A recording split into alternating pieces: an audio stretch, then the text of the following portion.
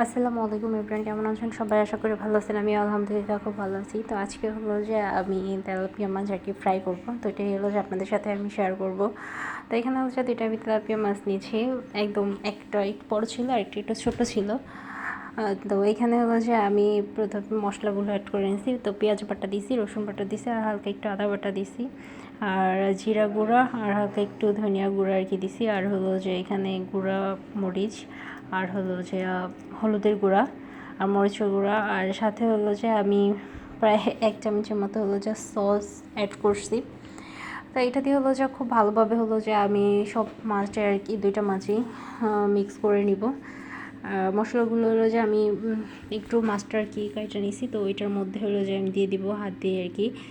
আর এইভাবে করে হলো যে কাইটা নিলে আর মশলা মাছের যে পেট আছে ওটার মধ্যে হলো যে মশলাটা দিলে খুব ভালোভাবে হলো যে করে। তা আমি হলো যে ফার্স্টে এখানে মানে দুইটা মাছে অ্যাড করে দিয়ে আবার হলো যে আমি কিছুক্ষণ রাখার পরে আবার হলো যে দুইটা মাছে আর কি করে মেখে আর কি দিয়ে দিচ্ছি। তো এইভাবে করে হলো যে দুইটা মাছই আমার আর কি মশলা মাখা অলরেডি আর কি হয়ে গেছে। তো এখন হলো যে এই মাছ দুটো হলো যে আমি রেখে দিব। তো আমি 10 মিনিট পর পরে কী করে দিছি, তো এখন হলো যে একসাথে আধ ঘন্টার জন্য হলো যে আমি মাছ দুটো হলো যে রেখে দিব রেস্টে, যাতে হলো যে মশলাটা মাছের মধ্যে খুব ভালোভাবে হলো যে মিশে। তো আধ ঘন্টা পরে এই তো মশলা আর কি ভালোভাবে হলো যে অ্যাড হয়ে গেছে। তো এখন হলো যে এই মাছ আর কি ভাজার পালা। তো তারপরে হলো যে আমি আবার মশলাটা একদমই হয়ে গেছে দেখে আমি আবার নতুন করে আর কি মশলাটা অ্যাড করে দিছি। তো আমি 3বার আর কি মশলাটা এইভাবে অ্যাড করে দিছি, যাতে করে মশলাটা খুব ভালোভাবে আর কি মাছের মধ্যে ঢুকে যায়। তারপর আমি চুলায় তেল আগেই দিয়ে দিয়েছিলাম। তেলটা গরম হওয়ার পরে এখন মাছটা আর কি দিয়ে দিব। তো আমার ভয় লাগতেছিল হাতে তেল ছিটা আসবে এই জন্য।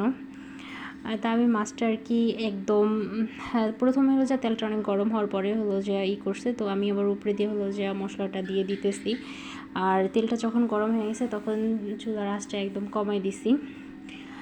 তো তারপর হলো যে 2 সাইড আর কি খুব ভালো করে আর কি ভেজে নিব। তো এখানে হলো যে আমার নিচের সাইডটা আর কি যাতে পুড়ে না লাগে, আর মশলাটা হলো যে করতেছে, তো এই জন্য আমি আবার ফার্স্টে উল্টাই দিব। আর মশলাগুলো হলো যে আমি আবার হলো যে এখন থেকে যে ভিতরে আর কি দিয়ে দিতেছিলাম। এখন হলো যে এই সাইড আর কি একটু হয়ে গেছে, তো এই সাইড আবার মশলা দিয়ে দেবো, তো এই জন্য আমি আর কি উল্টাই নিচ্ছি। তো এইভাবে করে হলো যে আমি মাছটা আর কি ভেজে নিব। তাই তো আমার প্রথম আর কি এই মাছটা ভাজা হয়ে গেছে একদম কড়কড়াভাবে। তো এরপরে হলো যে এই মাছটা উঠানোর পরে আরেকটা মাছ আর কি আমি ভেজে নিব। তো এইভাবে করে হলো যে আমি দুইটা মাছ আর কি ভেজে নিছি। তো আপনারা হলো যে এইভাবে করে বাসায় আর কি ট্রাই করতে পারেন, বেশি আর কি কঠিন না, সহজভাবেই।